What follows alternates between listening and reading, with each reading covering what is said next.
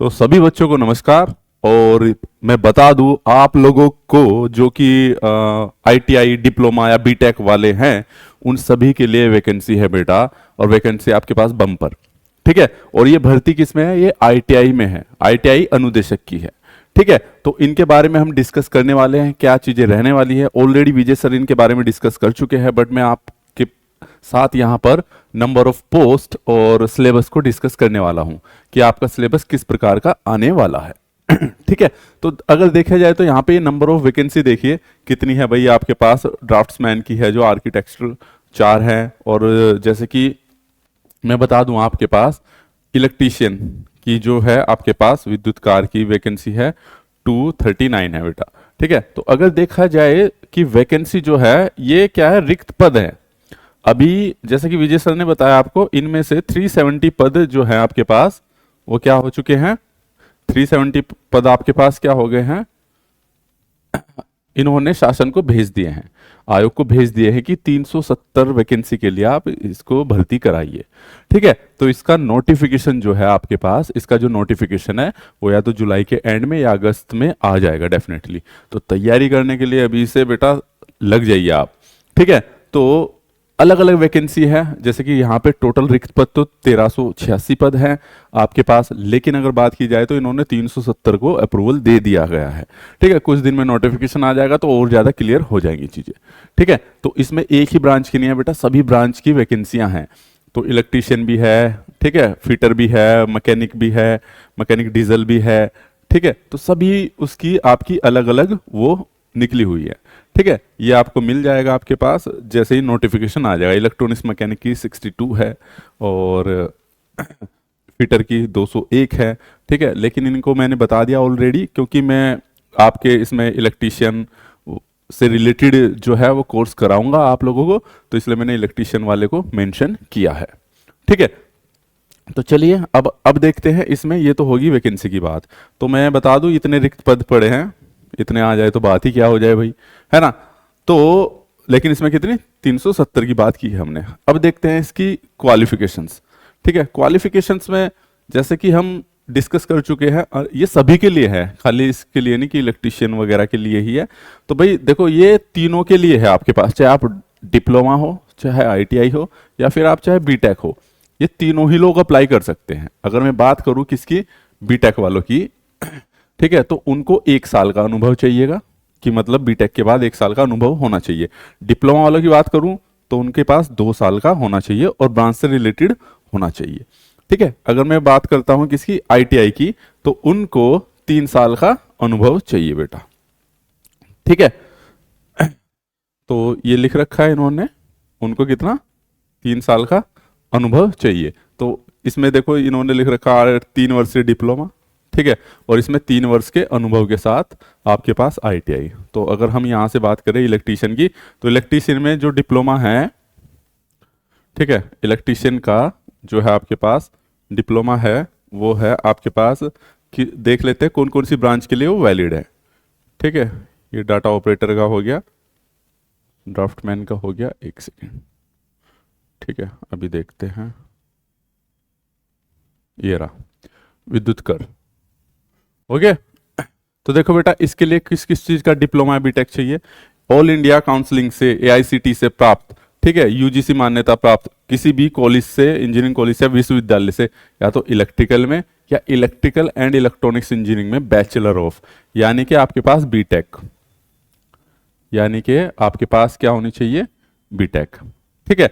या फिर बेटा इसमें वो देखो इसने बोल रखा कि इलेक्ट्रिकल में या इलेक्ट्रिकल एंड इलेक्ट्रॉनिक्स में आपके पास क्या होना चाहिए, डिप्लोमा होना चाहिए, 3 वर्षीय डिप्लोमा, ठीक है, क्लियर है। और लेकिन डिप्लोमा होना चाहिए, और दूसरा क्या है आपके पास, 2 वर्ष का अनुभव, उसमें फर्स्ट ईयर का अनुभव। सबके साथ एक्सपीरियंस का जो लेवल है वही है, बीटेक के साथ 1 साल, डिप्लोमा के साथ 2 साल, आईटीआई के साथ 3 साल का होना चाहिए आपके पास एक्सपीरियंस, ठीक है।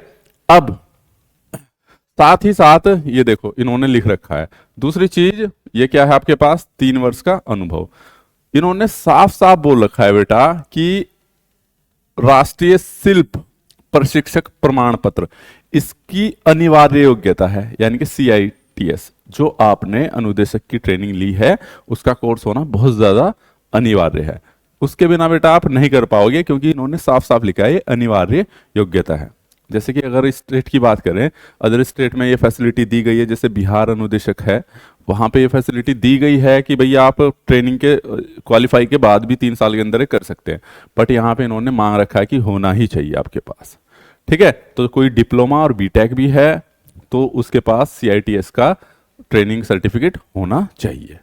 क्लियर है? तो ये आपके पास बेटा ये थे। और इसी प्रकार से सोलर वाले हैं, इलेक्ट्रिकल से रिलेटेड ही है। तो इन चीज़ों में इसमें भी देखिए आपके पास क्या है, इलेक्ट्रिकल और इलेक्ट्रॉनिक्स इंजीनियरिंग में डिप्लोमा चाहिए इसमें। तो उम्मीद करता हूँ आप लोगों को समझ में आ गया होगा और इसकी पूरी क्लासेस हमारे यहाँ चलेगी। अब बात कर लेते हैं इसके पेपर के फॉर्मेट की। तो पेपर का फॉर्मेट जो आता है आपके पास बेटा, इसमें 100 मार्क्स का आता है। कितने का? टोटल 100 मार्क्स का, और 2 हिस्सों में बट जाता है बेटा ये में आपके पास। ठीक है, टेक्निकल,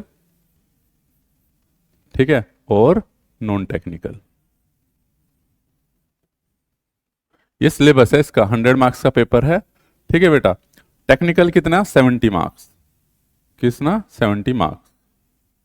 ठीक है, और नॉन टेक में बेटा आपके पास 30 मार्क्स। ये 30 मार्क्स का होना है। ठीक है, 30 मार्क्स में आपके पास अगर मैं बात करूं 10 नंबर की GS, 10 नंबर का कंप्यूटर, ठीक है, और 10 नंबर की हिंदी। ठीक है, ये सिलेबस रहने वाला है। ठीक है, और बाकी ये जो है आपके पास ये ITI ट्रेड थ्योरी, ITI का क्या है? इलेक्ट्रीशियन। मैं इलेक्ट्रीशियन की बात कर रहा हूं। ठीक है, जो क्योंकि मैं इलेक्ट्रीशियन वाले कोर्स को कराऊंगा तैयार, तो इसलिए इलेक्ट्रीशियन। बाकी सब में फीटर वाले में फीटर वाले, वो विजय सर ने बता ही दिया होगा। ठीक है, तो ITI इलेक्ट्रीशियन का जो भी सिलेबस है आपके पास वो आपको पता ही है, पूरे उसने में सेम ही रहता है ऑल ओवर इंडिया। तो उसी का सिलेबस आएगा टेक्निकल वाले पोर्शन में। ठीक है बेटा, तो 100 मार्क्स का ये सिलेबस रहने वाला है। ठीक है, तो अभी से क्या है, बस वैकेंसी आने वाली है, और आपको पता है आजकल थोड़ा अगले साल चुनाव भी है, तो भर्ती जल्दी करने की कोशिश करेंगे भाई, आपको पता ही है, क्योंकि उन्हें दिखानी पड़ती है भर्ती वगैरह। तो जल्दी, तो अभी से आप तैयारी करना स्टार्ट कर दीजिए जो बच्चे गवर्नमेंट जॉब के इच्छुक हैं। ठीक है, और साथ ही साथ चैनल को सब्सक्राइब कर लीजिएगा बेटा, क्योंकि कंटिन्यूस तैयारी इसी चैनल पे चल रही है आपकी। ठीक है, जैसे कि बार्क वगैरह की ऑलरेडी चल रही है, तो जैसे उत्तराखंड की आएगी हम इसको भी कंटिन्यू कर देंगे। जैसे नोटिफिकेशन आ जाएगा तभी से कंटिन्यू हो जाएगा। हालांकि टेक्निकल सिलेबस सबका जो रहता है वो सेम ही रहता है, आप अभी से भी जुड़ के स्टार्ट कर सकते हो। ठीक है, नीचे दिए गए इसमें प्लेलिस्ट है, तो जो आपके पास बार्क का चल रहा है उसके आप वो लिंक की प्लेलिस्ट देख सकते हो और अपनी तैयारी को कंटिन्यू कर सकते हो। तो thank you so much, all the very best, और आप चैनल को सब्सक्राइब ज़रूर कर लीजिएगा ताकि फर्दर इन्फॉर्मेशन आपको मिलती रहे। Thank you so much.